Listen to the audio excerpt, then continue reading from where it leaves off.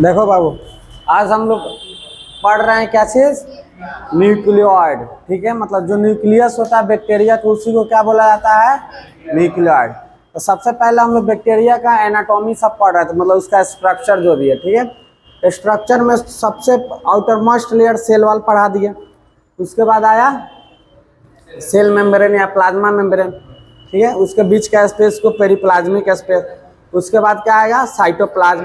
Cytoplasm में बहुत सारा बताए थे कि क्या नाम है, कंपोनेंट सब रहेगा। ठीक है, जिसका नाम है मीजोजोम, राइबोसोम और इंक्लूजन बॉडी। ठीक है, वैसे ही जो न्यूक्लियस है, ठीक है, न्यूक्लियोइड बैक्टीरिया का, वो भी क्या है, साइटोप्लाज्म में ही रहता है। ठीक है, तो आज उसके बारे में पढ़ रहे हैं।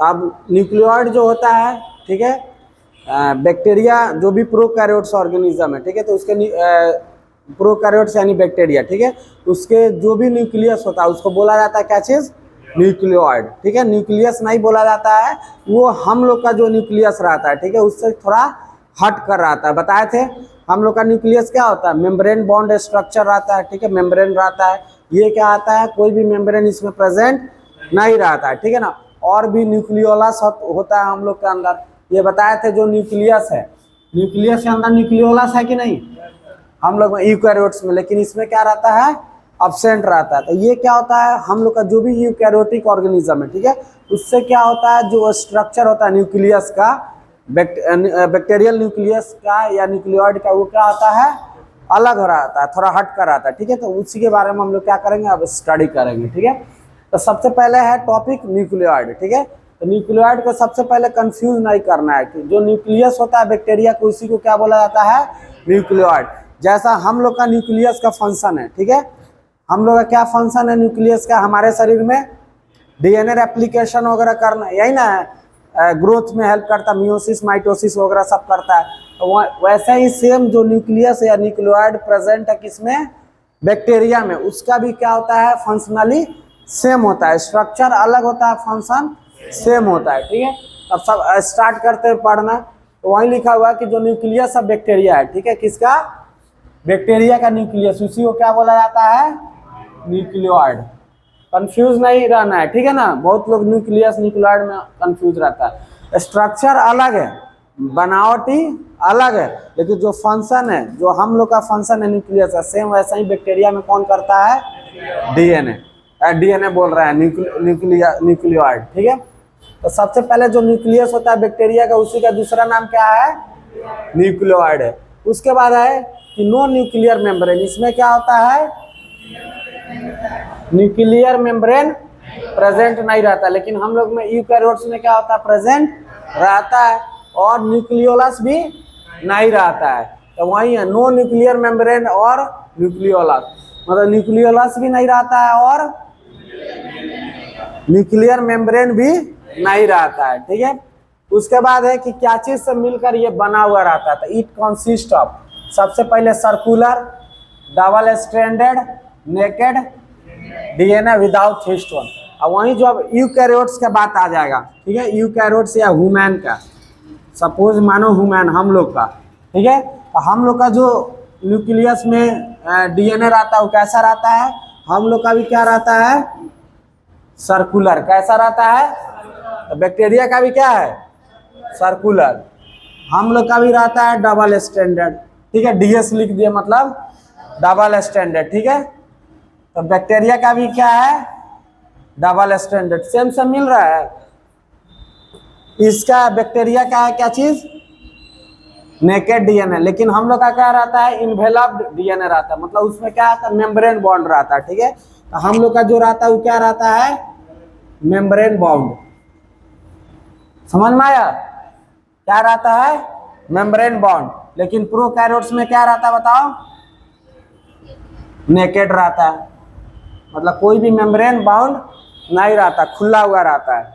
उसके बाद क्या होता है, विदाउट हिस्टोन, हम लोग में क्या होता है, हिस्टोन प्रोटीन पाया जाता है। इसमें क्या है, बैक्टीरिया में नॉन हिस्टोन प्रोटीन, मतलब कोई भी हिस्टोन प्रेजेंट नहीं रहता है। तो अंतर कहाँ आया, सर्कुलर ईवी तो circular EV, double standard EV तो double standard EV, membrane bond हम लोग का है, इसका नहीं है, तो लिखा ही है ना, नो न्यूक्लियर मेम्ब्रेन और न्यूक्लियोलस। हम लोग में क्या रहता है बताओ, न्यूक्लियोलस रहता है, समझ में आ रहा है, क्या रहता है, न्यूक्लियोलस। इसमें क्या होता है, नहीं रहता है। तो सर्कुलर हम लोग का भी, उस सब का भी, डबल स्टैंडर्ड हम लोग का भी, उस सब का भी, मेम्ब्रेन बॉन्ड हम लोग का, उस सब का नहीं है, नेकेड है। हिस्टोन प्रोटीन हम लोग में प्रेजेंट रहेगा, इसमें नहीं रहेगा, और न्यूक्लियोलस हम लोग में रहेगा, इसमें नहीं रहेगा। तो ऐसे करके तुम क्या कर सकता है, लिख सकता है, ठीक है, प्रोकैरियोट्स और यूकैरियोट्स में अंतर, ठीक है। तो जो भी न्यूक्लियस पूछा जाएगा, न्यूक्लियोलस या न्यूक्लियोइड ऑफ बैक्टीरिया, तो उसको बोलना पड़ेगा सबसे पहले सर्कुलर होता है, दूसरा डबल स्टैंडर्ड होता है, नेकेड डीएनए रहता है, विदाउट हिस्टोन प्रोटीन रहता है, और न्यूक्लियोलस भी नहीं रहता, मेम्ब्रेन बॉन्ड स्ट्रक्चर कोई भी प्रेजेंट नहीं रहता। वहीं जब यूकैरियोट्स का पूछेगा, हम लोग का ह्यूमन का पूछेगा, तो हम लोग का भी circular DNA, double standard DNA, उसके बाद हम लोग का मेम्ब्रेन बॉन्ड स्ट्रक्चर रहता है ना, डबल मेम्ब्रेन, उसका न्यूक्लियोलस उसके अंदर आता है, और हिस्टोन भी प्रेजेंट रहता है। समझ में आया? तो ये है हम लोग में और बैक्टीरिया में अंतर, समझ में आया? तो वही लिखे हैं कि जो बैक्टीरियल न्यूक्लियस होता है, जो डीएनए होता है, क्या चीज़ का बना हुआ रहता है, सबसे पहले circular, double stranded, naked DNA और विदाउट हिस्टोन। समझ में आया? उसका है, उसके बाद है the bacterial DNA maintains bacterial genetic character. हम लोग का भी जो डीएनए होता है, ठीक है, तो मदर फादर से क्या होता है, मम्मी पापा से क्या होता है, बच्चे में ट्रांसफर होता है।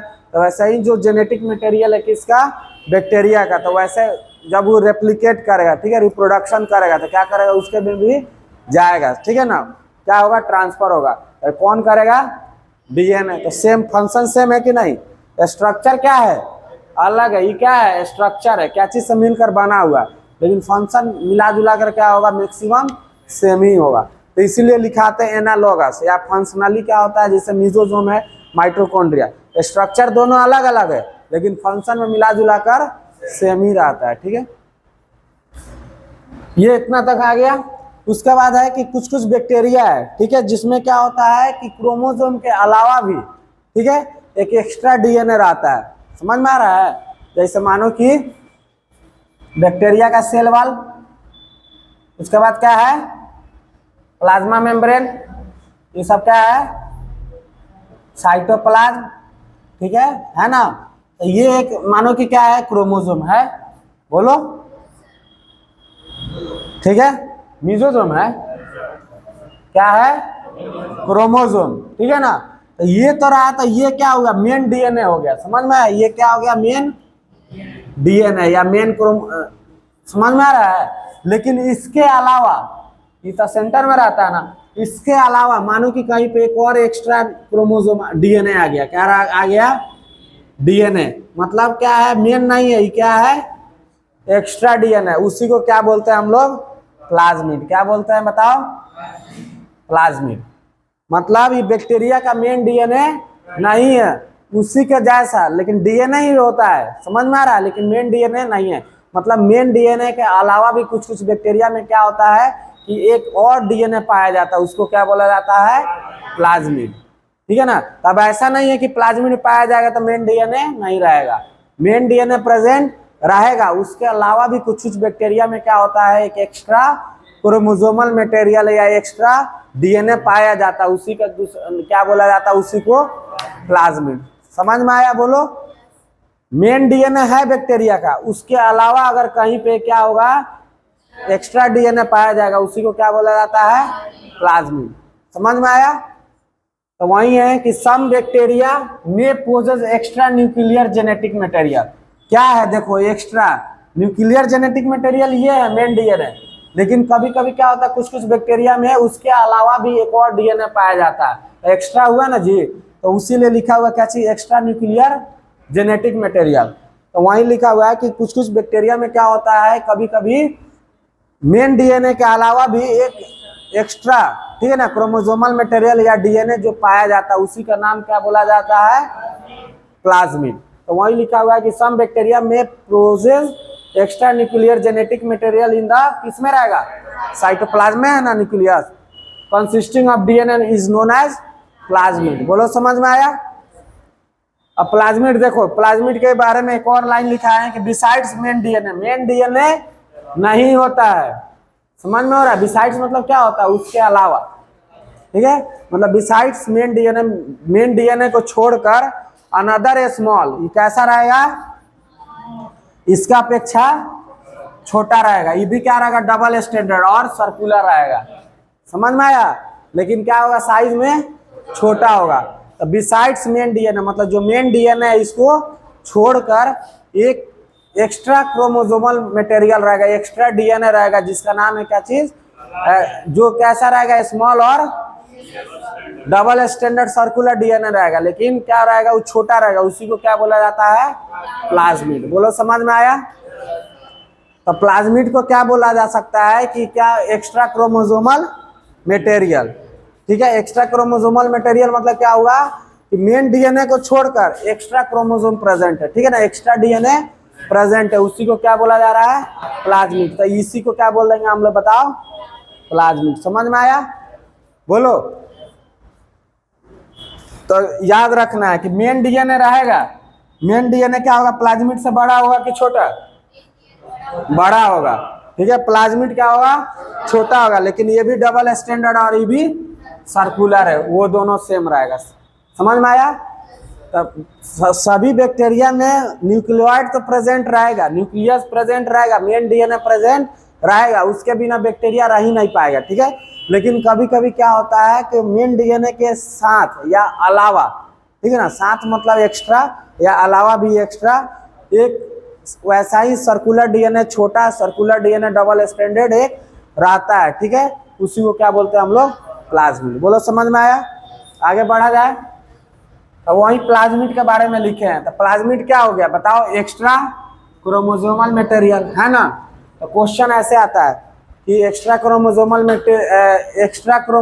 Material of bacteria is also known as. Nucleus दे देगा, न्यूक्लियोइड दे देगा, तुमको दे देगा प्लाज्मिड। आंसर क्या जाएगा? प्लाज्मिड। समझ में आया? एक्स्ट्रा बोल दिया, मेन न्यूक्लियस का बात नहीं कर रहा, मेन डीएनए का बात नहीं कर रहा, एक्स्ट्रा वाला। तो एक्स्ट्रा वाला को क्या बोलते हैं? प्लाज्मिड। वैसा ही बोल देगा कि extra nuclear genetic material, chromosomal बोलो या न्यूक्लियर जेनेटिक मटेरियल, दोनों क्या होता है? सेम होता है। समझ में आया? सिर्फ वर्ड का अंतर है, लेकिन इससे भी क्वेश्चन आता है। एक्स्ट्रा न्यूक्लियर जेनेटिक मटेरियल या एक्स्ट्रा क्रोमोसोमल मटेरियल, क्या आंसर जाएगा? ठीक है, इसी का दूसरा नाम क्या है? इपिजोम्स। क्या है? इपिजोम्स। मतलब प्लाज्मिड का 3 नाम हो गया। क्या हो गया? एक इपिजोम्स। क्या हो गया? तो क्वेश्चन पूछा जा सकता है कि plasmid is also known as episomes, extra chromosomal material, extra nuclear genetic material, all of the above. क्या जाएगा answer? All of the above. या बोल देगा episomes is also known as, plasmid दे देगा, न्यूक्लियस दे देगा, ऐसे करके। तो आंसर क्या जाएगा? प्लाज्मिड। समझ में आ रहा है कैसे कैसे क्वेश्चन घुमाया जा सकता है? तो ऐसा ही क्वेश्चन पूछा जाता है, तो इसको ध्यान रखना। ठीक है, तो ये क्वेश्चन आता है कि एक्स्ट्रा क्रोमोसोमल मटेरियल को क्या बोला जाता है? तो प्लाज्मिड, या plasmid of bacteria is also known as, ठीक है ना, एक्स्ट्रा क्रोमोसोमल मटेरियल या एक्स्ट्रा न्यूक्लियर जेनेटिक मटेरियल या इपिजोम्स। और ये होता क्या है? It has the ability to replicate independently. ठीक है, अब देखो, जो काम है न्यूक्लियस का या डीएनए का, क्या करता है? रेप्लिकेशन करता है कि नहीं? तो जो मेन डीएनए रहेगा वो भी क्या करेगा? बैक्टीरियल रेप्लिकेशन करेगा। डीएनए रेप्लिकेशन करेगा ना, बोलो, ग्रोथ में हेल्प करेगा। क्रोमोसोम को क्या करेगा? इनहेरिट करेगा, मतलब अपने पेरेंट्स से क्या करेगा? बच्चा में ऑफ स्प्रिंग में देगा। ठीक है, तो ये सब काम क्या है? मेन डीएनए का। जो प्लाज्मिड रहेगा तो ये भी क्या है? डीएनए ही है ना, तो ये भी क्या करेगा? रेप्लिकेशन करेगा। क्या करेगा? रेप्लिकेशन करेगा। तब ऐसा नहीं है कि ये रेप्लिकेशन या कुछ करेगा, ठीक है ना, तो ये मेन डीएनए से क्या करेगा? हेल्प लेगा? नहीं, ये क्या करेगा? खुद व खुद करेगा। समझ में आ रहा है? जो जितना मेन डीएनए काम कर सकता है वो भी प्लाज्मिड भी वो सब कर सकता है काम। समझ में आया? तो मेन डीएनए पर डिपेंड नहीं रहेगा। ऐसा नहीं कि कुछ बनाना है तो इससे पूछ रहा है, नहीं, वो भी क्या है? डीएनए है, लेकिन क्या वो एक्स्ट्रा है, मेन से थोड़ा अलग है। ठीक है ना, लेकिन काम क्या है? उस दोनों का सेम है। तो ये भी क्या करेगा? It has the ability to replicate, मतलब जो भी डीएनए रेप्लिकेशन ये सब करना है, क्या करेगा? खुद व खुद, इंडिपेंडेंटली। मतलब क्या होगा? इंडिपेंडेंट हो गया, मतलब हमको किसी से मतलब नहीं है, वो खुद व खुद सब कर लेगा। कौन? प्लाज्मिड। तो plasmid has ability to replicate independently. उसको मेन क्रोमोसोम या डीएनए पर डिपेंड रहने का कोई काम या जरूरत नहीं है। समझ में आया? ये भी करेगा खुद से, इसको भी किसी के मतलब नहीं है, लेकिन प्लाज्मिड भी खुद व खुद कर सकता है, इसको भी मेन डीएनए से कोई मतलब नहीं है। समझ में आया? तो इसीलिए लिखा गया है it has the ability to replicate independently. कौन? प्लाज्मिड। मतलब प्लाज्मिड के पास क्षमता होता है, वो खुद क्या करेगा, डीएनए रेप्लिकेशन या कुछ भी करना वो अपना खुद कर लेगा, उसको किसी पर निर्भर होने का जरूरत नहीं है। समझ में आया? तो यहाँ से क्वेश्चन एक जरूर पूछा जाता है। ठीक है, सबसे पहले तो ये पूछा जाता है कि जो बैक्टीरियल डीएनए होता है वो कैसा होता है। तो क्या होता है? सर्कुलर होता है, डबल स्टैंडर्ड होता है,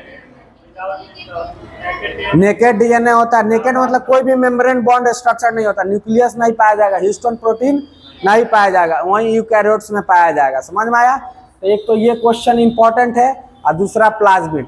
प्लाज्मिड क्या होता है? जो extra nuclear genetic material, extra chromosomal material या इपीजोम्स उसको बोला जाता है। और उसके पास क्या रहता है? It has the ability to replicate independently. उसको किसी से मतलब नहीं है, वो खुद व खुद रेप्लिकेशन कर सकता है। तो ये 3-4 क्वेश्चन 5 इसमें से अक्सर पूछा जाता है, ध्यान रहेगा। तो हम क्वेश्चन के साथ तुमको पढ़ा रहे हैं, देखना यही सब हूबहू क्वेश्चन आएगा। ठीक है ना? अलग से क्वेश्चन कहाँ से बनाएगा? हर एक साल यही सब क्वेश्चन आता है। ठीक है ना? इसलिए पढ़ाते चलो, जब क्वेश्चन आएगा तो तुमको दिखाएंगे, देखो ये बोले थे। ठीक है, तो याद रखना। बोलो, बाद में यही सब कंफ्यूज कर जाता है, तो इसको लिख लेना। ठीक है, यहाँ पे कर देना क्या चीज? यूकैरियोट्स। ठीक है, और यहाँ पे क्या कर देना? प्रोकैरियोट्स। ठीक है, या ह्यूमन अपना लिख लेना। तो इसमें क्या रहेगा? सर्कुलर, तो ये भी सर्कुलर, ये डबल स्टैंडर्ड, तो ये भी डबल स्टैंडर्ड। हम लोग का मेम्ब्रेन बॉन्ड इसका नेकेड, मतलब खुला हुआ, मतलब नग्न, कुछ नहीं है। ठीक है, ये क्या है? हिस्टोन, ई नॉन हिस्टोन। हम लोग न्यूक्लियस प्रेजेंट, इसमें एब्सेंट। समझ में आया? तो ये अंतर और ये। ठीक है, तो ये सब ध्यान रखना। समझ में आया? बोलो। चलो ठीक है।